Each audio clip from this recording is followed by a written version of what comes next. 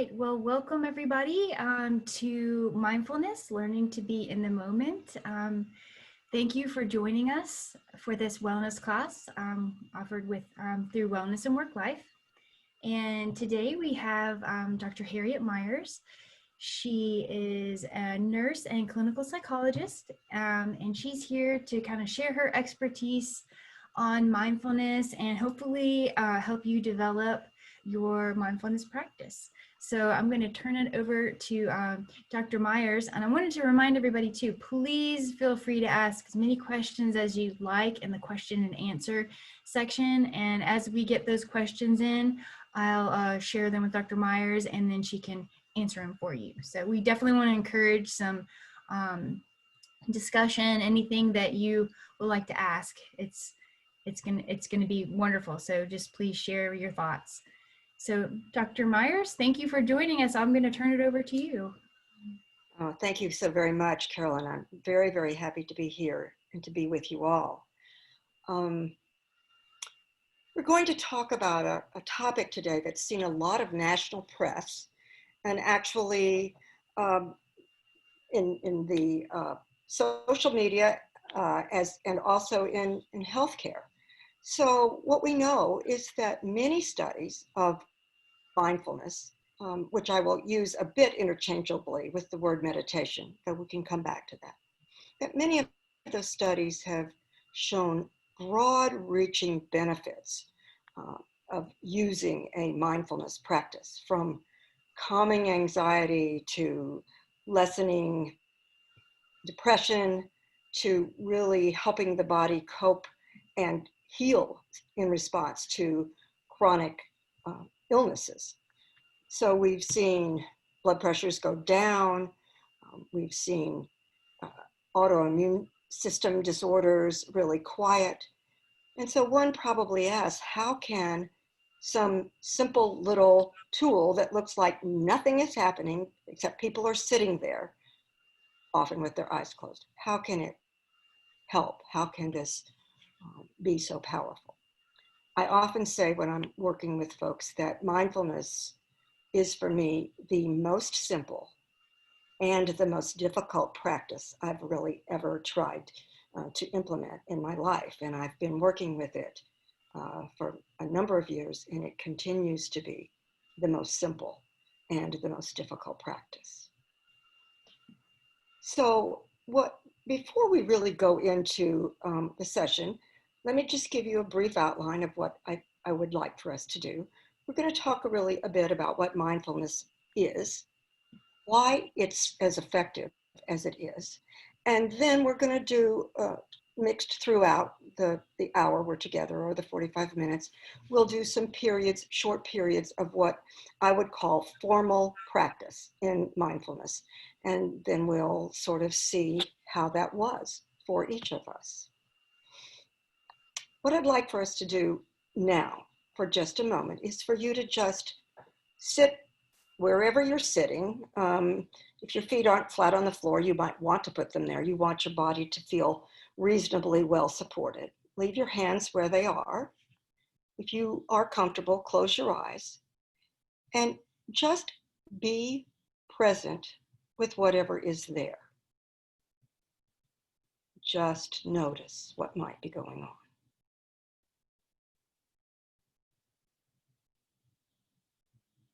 You might notice sounds, the air conditioner, the traffic outside. You might notice that you like one sound and really wish some other sound would stop. So just notice what you liked and didn't like. You may notice your breathing. Actually just experience your body sitting or lying, as the case might be.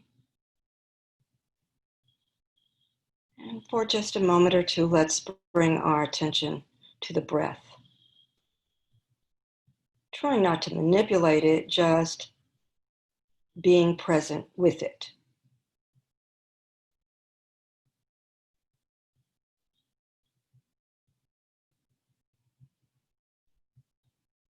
and with this breath.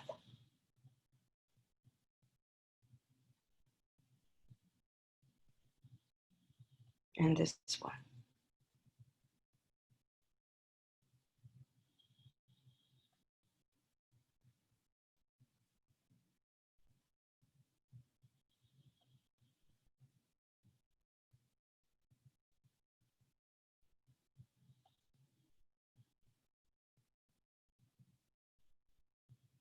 At this point, take 2 breaths, each slightly deeper than you have been breathing, and the out breath slightly longer. In breath slightly deeper, and out breath slightly longer. And when you are ready, begin to open your eyes and move your body a bit. Just notice whatever came up during that time. It's just past. You'll realize that your knee was hurting a little bit, that your mind was working on what you're going to have for dinner, and that you really don't have one of the major ingredients. Or why is Harriet doing this? I want to hear what she has to say. Whatever was going on. And with this as an experiential background, let's move, Carolyn, to the slide that is really the definition I really like for mindfulness. So this is a definition from Jon Kabat-Zinn, who is the founder of mindfulness-based stress reduction. And Kabat-Zinn believed that the Eastern practice of meditation that was generally grounded in Buddhism or Hinduism really needed to be available to the Western world. And so he realized that it's a psychological practice. And so he created a system that really moves mindfulness into a more secular perspective. Not to say that many devoutly religious people don't use mindfulness, but you really can be agnostic or atheist and absolutely find mindfulness helpful as well. So mindfulness is the awareness that arises through paying attention in a particular way. Now, as we go through this, notice how you're going to be challenged. You're paying attention on purpose. In the moment, without judging. So non-judgmentally, just being there, present in the moment, and being open and curious about what's happening and what might happen next.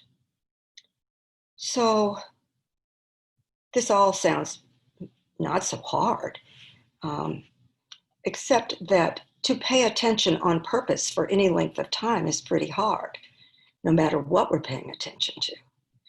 And if we're paying attention by sitting still with our eyes closed, which is sort of a standard way for people to begin to learn to be able to focus their attention, there's not a whole lot to pay attention to, which is why we often will use the breath as an anchor or a focus.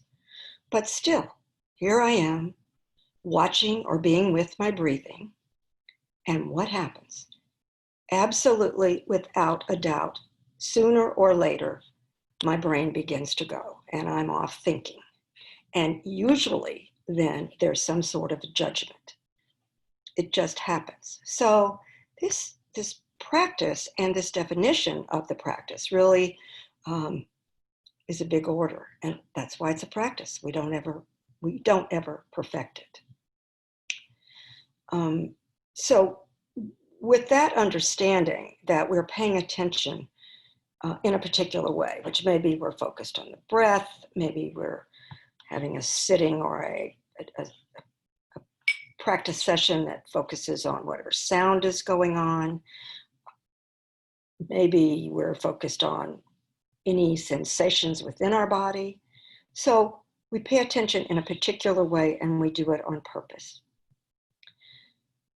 Now, that sounds really nice and wonderful and probably harder to do than we think. But why is it so powerful? Well, let's just take just a short detour into the whole world of psychoneuroimmunology. We'll get sort of a sense of why this is true. So, Carolyn, let's move on to the next slide.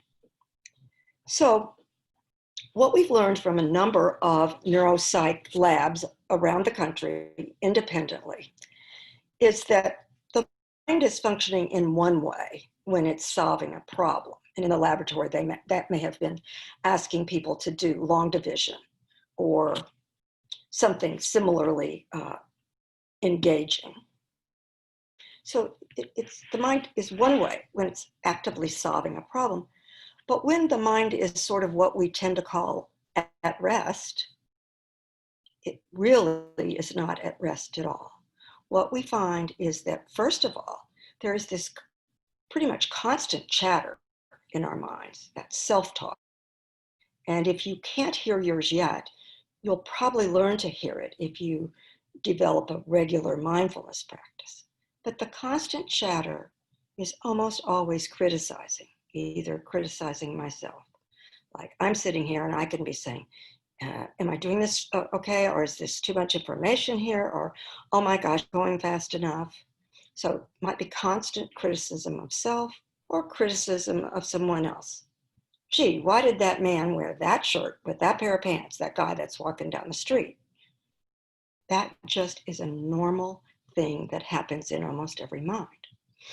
Another thing that happens pretty regularly when the mind isn't actively doing long division or solving a problem is that our minds very seldom stay in the present. And you'll begin to learn where your mind likes to hang out. Some of us hang out more in the past. We go over things that have happened over and over. And I wish I could say that we go back to really lovely, peak, beautiful moments in our life. But really, we spend more time replaying things that we regret or wish desperately differently. And we play them again and again in our mind.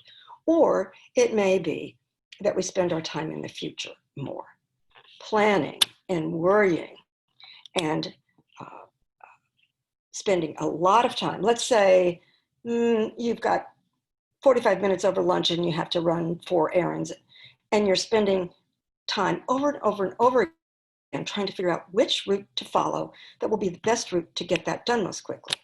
Well, most of us are pretty bright, and after figuring the route out once and running through it one more time, that's plenty.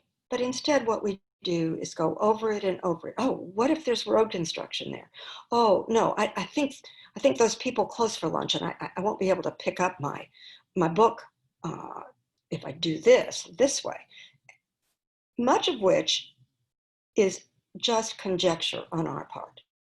It's us writing some not very pleasant fiction about how things are going to be.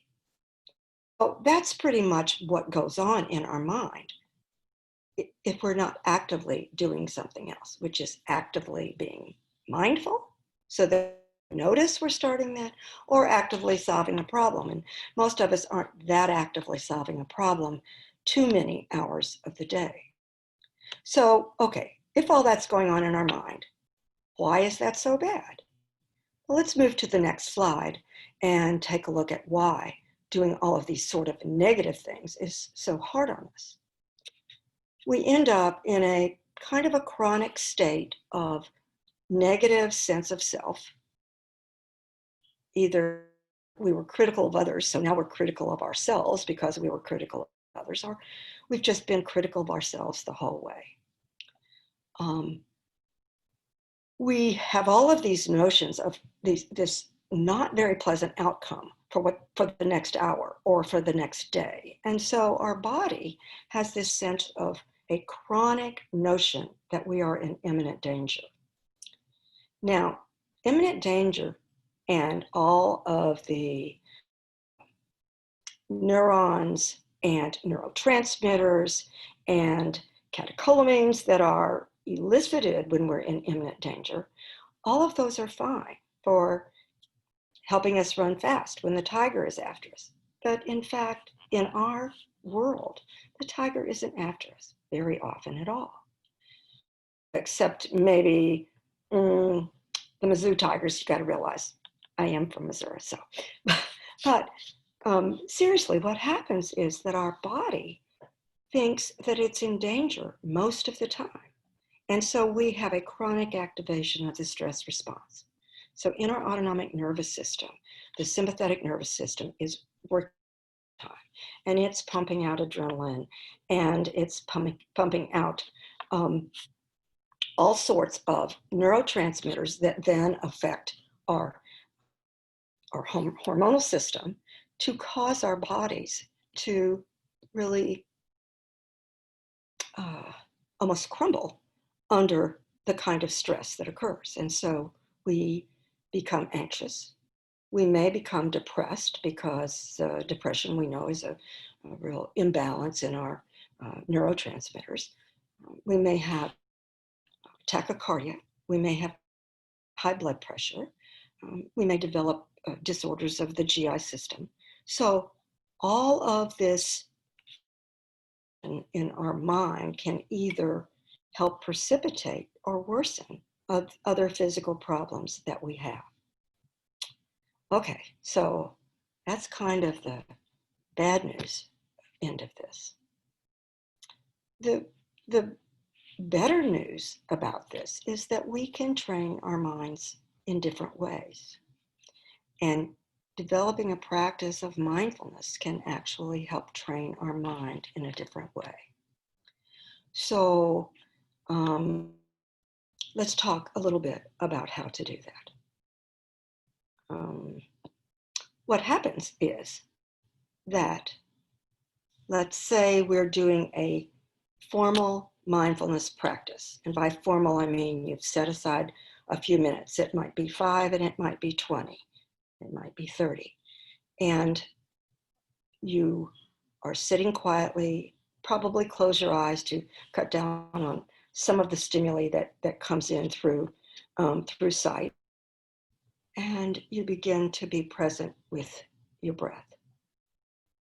And you're staying nice and present with your breath. And then somehow your mind just wanders off from the present moment, and you're busy worrying about what you need to do in the next hour. As soon as you become aware that your mind has wandered, and you're much more likely aware of it when you're sitting in this clear practice of mindfulness, to notice where your mind went, and you bring it back to the breath. What happens in the process of noticing where your mind went and probably naming it? Oh, there I am planning again.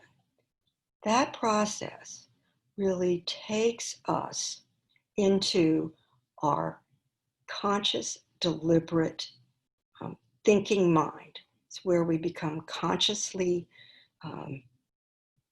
active in focusing.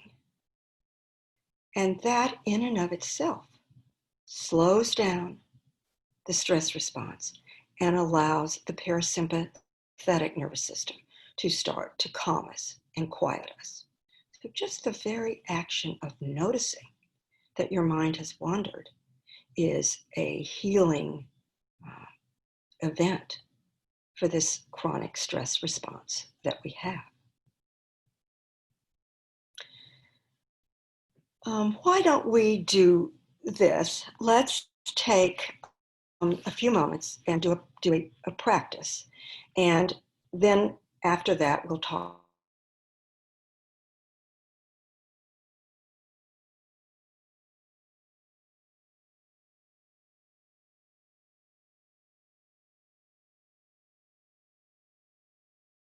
During the day, pause and have these mini moments of mindfulness and breathing that, whoops, it says my internet connection is unstable. So if we get lost, I'll come back.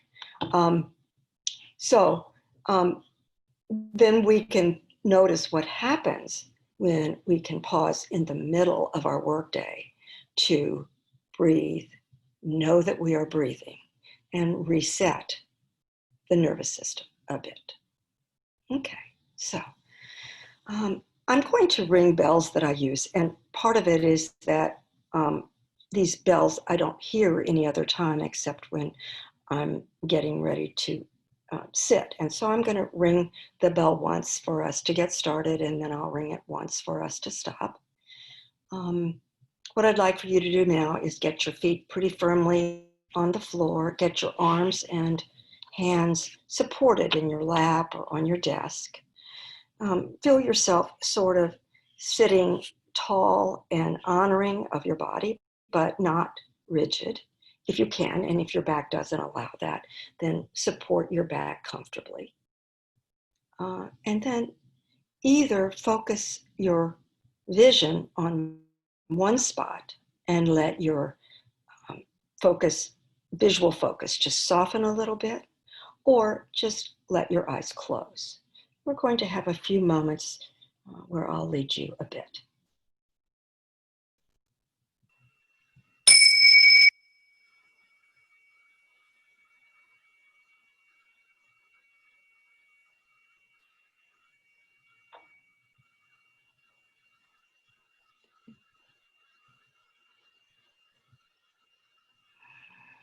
Just settling into your seat and noticing that you are sitting and breathing. And just being present with that.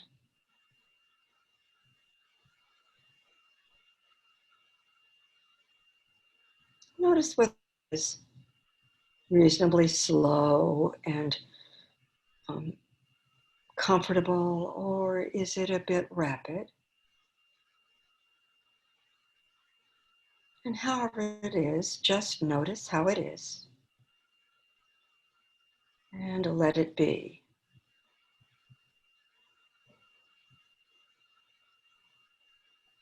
A way to stay in the present moment is to examine in almost minute detail one aspect of the moment. And the breath is a wonderful focus for that examination, because the breath is really always with us. So notice the breath going into the body and the chest rising, and maybe the belly expanding a bit. And there may be a slight pause before the belly then deflates a bit and the chest is falling. You might experience the breath in your rib cage as your ribs expand slightly against your clothing and against your arms, your inner arms. You may just want to follow the breathing in the belly, watching the belly rise and fall.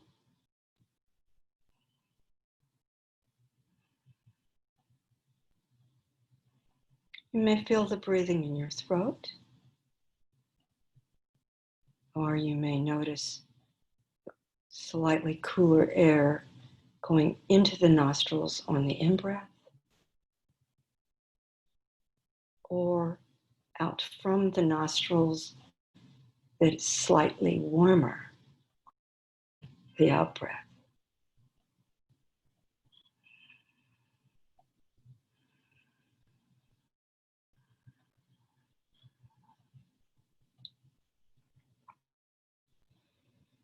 Just notice the upright body, the still body.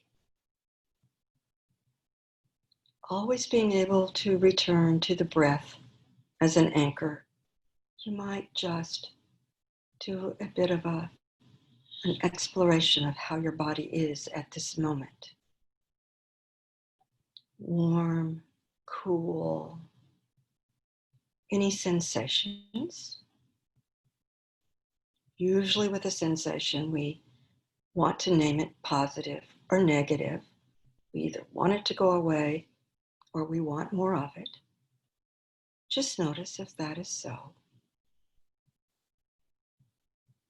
And if you get in to a loop where you're lost in thought about a particular bodily sensation, just gently and firmly bring your mind back to your breath, to this present moment.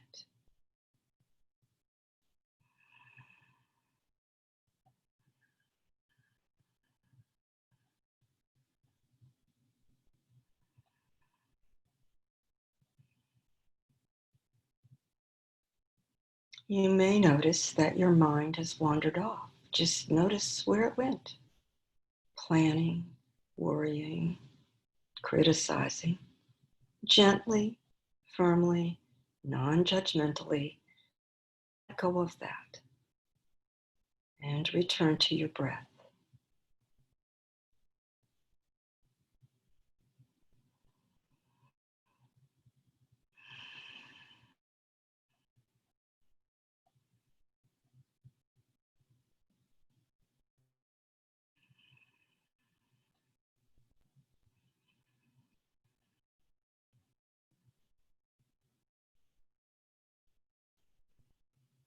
And where is your mind now?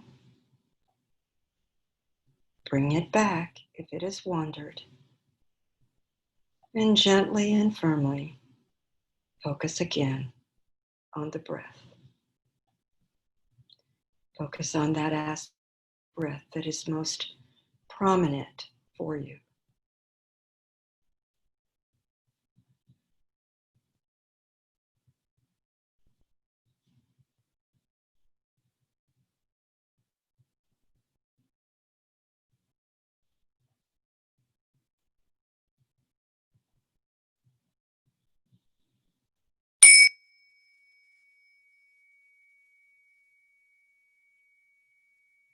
Slowly open your eyes.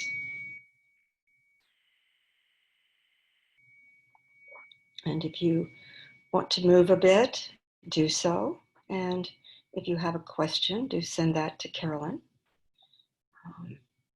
In these last few minutes before we take questions and have a more of a discussion, what I want to suggest is a beginning way of practicing if you haven't practiced. And if you have, then you use whatever parts of this can make your practice more rich and useful.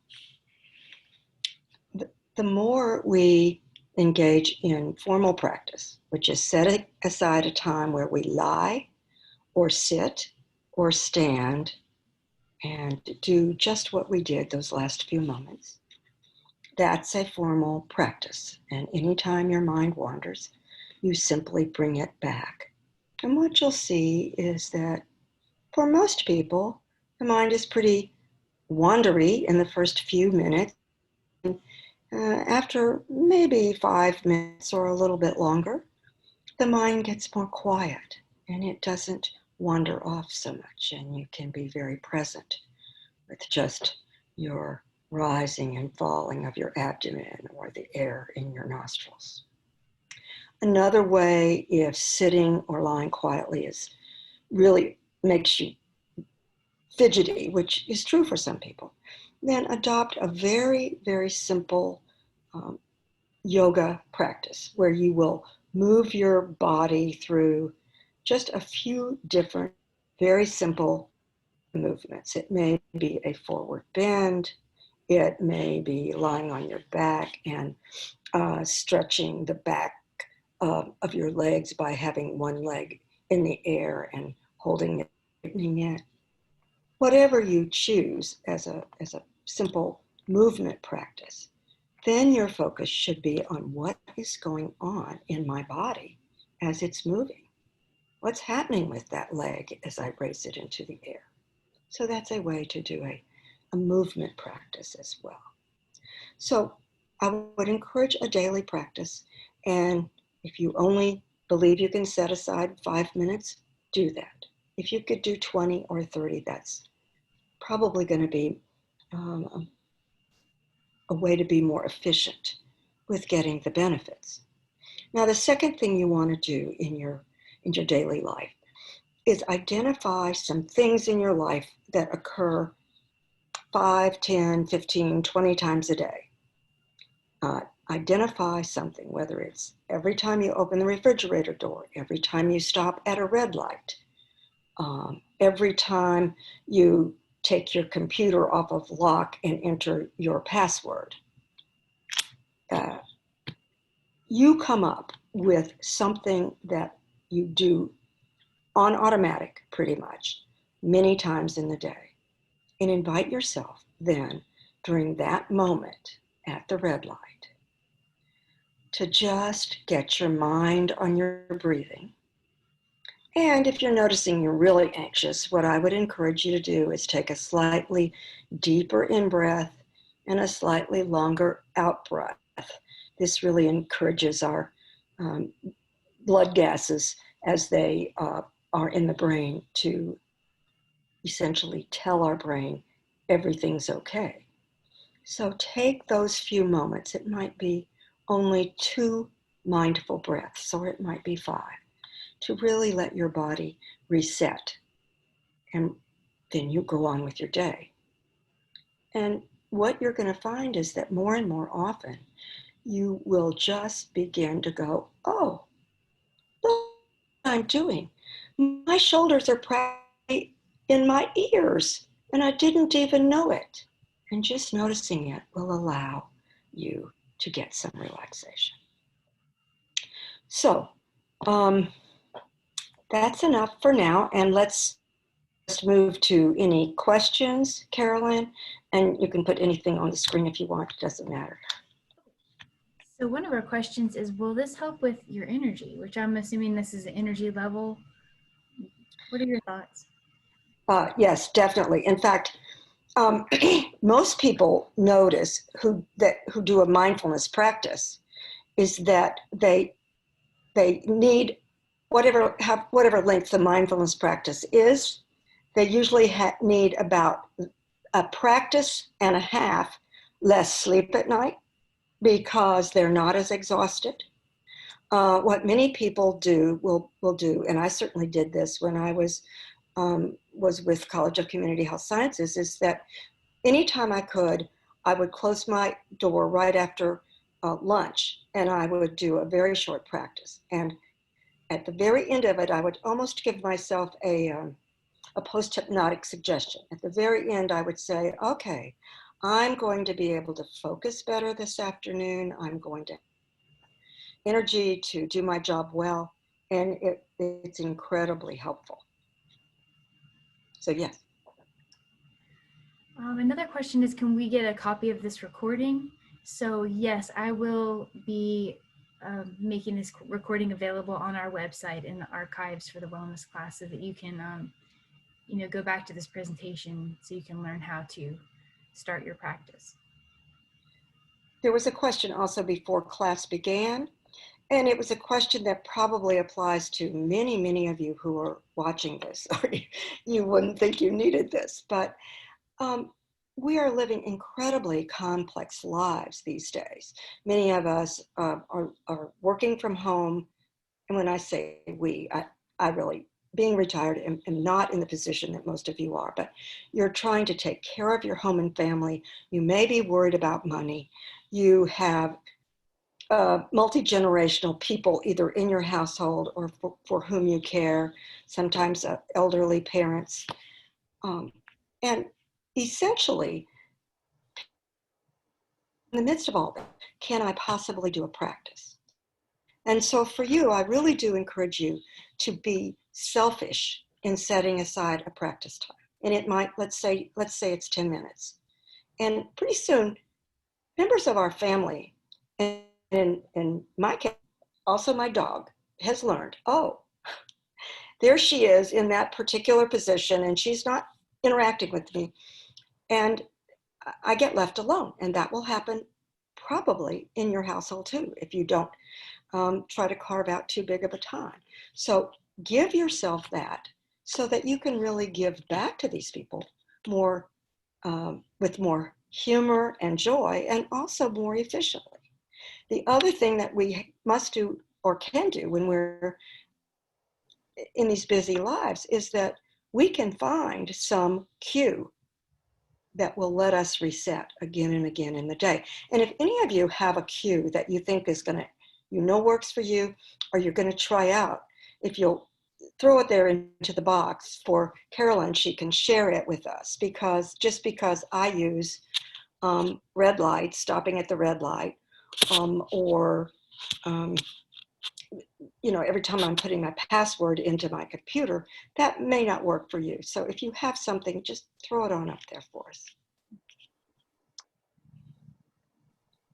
Somebody suggested 5, 4, 3, 2, 1. I know that's from Mel Robbins. Yes, I remember Abby Horton, who does a lot of our wellness classes, often refers to Mel Robbins and her 5, 4, 3, 2, 1 Yes. approach. Yes.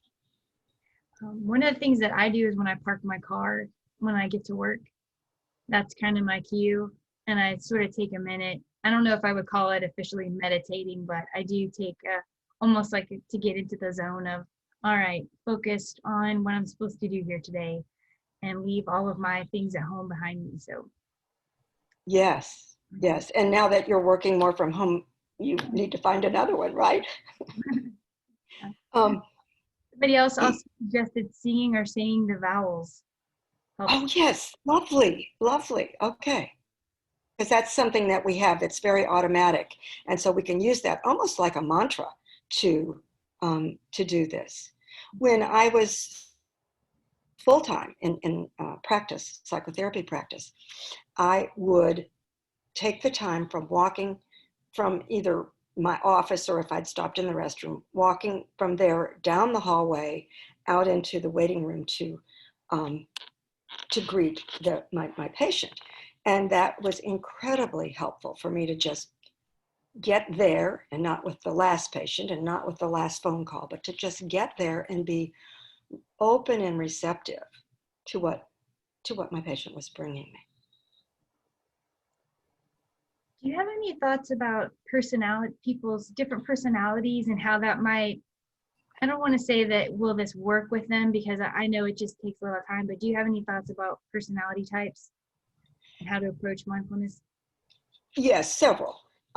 What I would say to you is that we want to use our minds and our bodies wisely. So that's why I mentioned that some of you are going to be running at such a high RPM that to try to sit is just crazy. I mean, you'll just be going, ooh, what am I doing here? And that's why to then focus on your movement is very helpful. Um, what we tend to know is that if people, and it's not going to apply to our group because of your work background, but if people are actively in an active psychotic state, trying to ask them to meditate is not very helpful, or to be mindful, because they just get immediately lost in thoughts that are pretty tangly. So, but other than that, mindfulness is very, very helpful. Often depressed people find that they are better off with the movement, because they're already, sometimes, unless it's an anxious depression, they're pretty sluggish. And so it's good for them to use maybe a movement.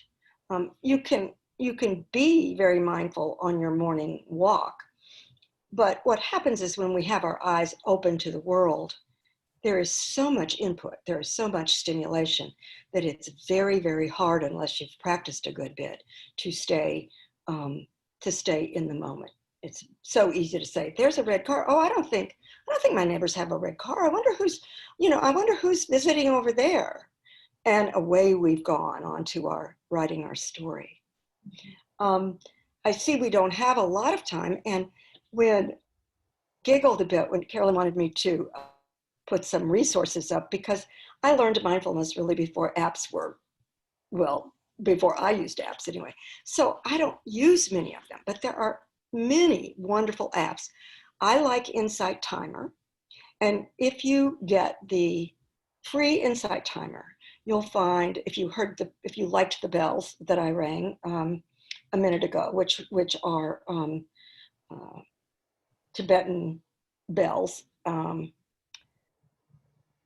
there are lovely tones that you can set, and you can set to have a tone occasionally through, let's say you want a 15-minute sitting, you can have some tones to ring gently during the sitting, which is just a cue to you to say, oh, where's your mind now?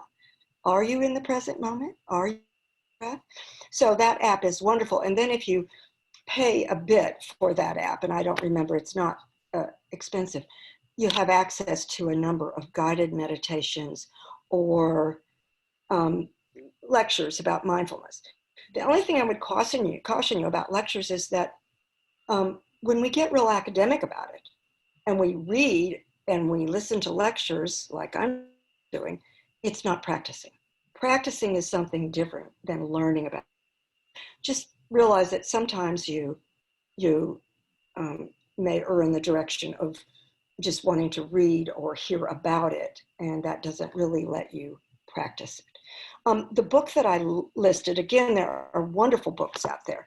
The book I listed is the sort of breakthrough book that Kabat-Zinn used to bring mindfulness-based stress reduction programs to health systems really all over the country. And so that's why I listed that. I've also listed my email, and you'll notice that hidden in there is a little middle initial. So if you'd like to be in contact with me, Harriet H. Myers at Gmail. I can direct you to several of the sitting groups in the area. Now, these groups are Buddhist groups, but they certainly welcome anyone from any background to sit. And the nice thing about a sitting group, I think, is that I get real energy. Somebody was talking about energy. I get real resolve and energy when I have the sense that other people in the room, or in this case, it will be other people on your screen, are trying to do incredibly difficult process of being mindful.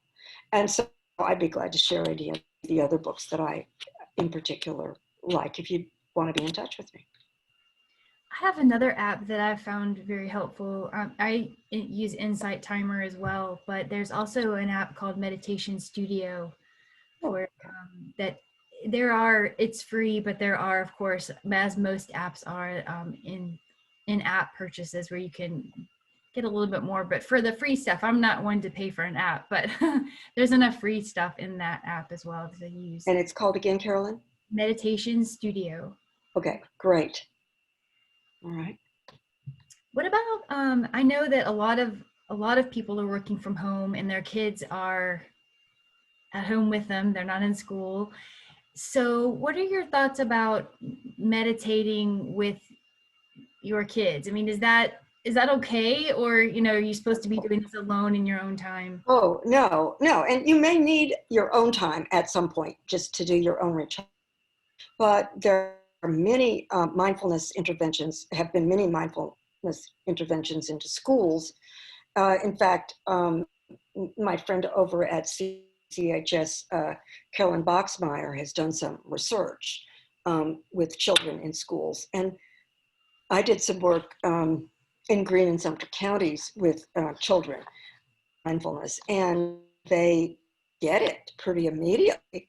And you don't want to spend a long time in sitting or quiet with them, but they really get it, and it's very beneficial to them. They can usually concentrate better on their academics. You might want to begin like each half-day session if you're doing any supervision of their homeschooling or online schooling by just sitting for just a few moments and letting them be with their breath and letting them sort of get quiet.